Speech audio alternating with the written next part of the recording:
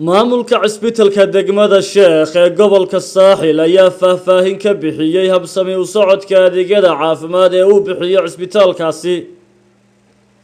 Cali Cismaan Gaash oo ah maamulka cisbitaalka degmada Sheekh oo aanu ku booqanay xafiiskiisa ayaa ka hadlay dhinacyo badan sida daawooyinka, gaadiidka iyo dhakhaatiirta joogta cisbitaalka.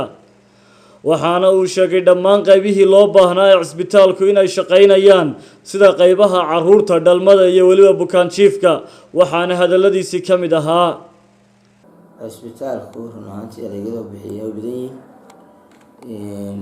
wuxuu bixiyaa adeegyo badan, inpatient iyo outpatient waxa la yiraahdo.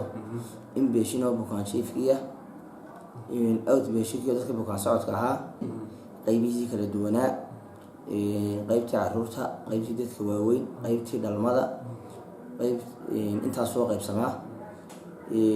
adeegyada kale aan bixino waxaa ka mid ah qaybtii farmasiga, qaybtii shaybaarka.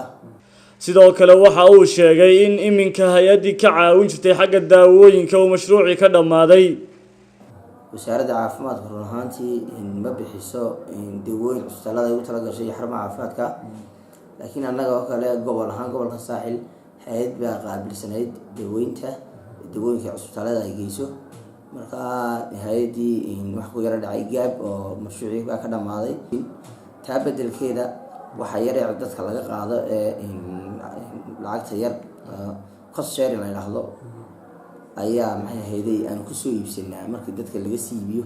si kastaba ha ahaatee, magaalada Sheekh ee gobolka Saaxil ayaa ah magaalo ay ku soo badanayaan bulshada qaybaheeda kala duwan, iyadoo ay magaaladu u muuqato mid sii fidaysa maalinba maalinta ka dambaysa. Saciid Axmed Tumrayse, shabakada caalamiga Xamaas Online, Sheekh.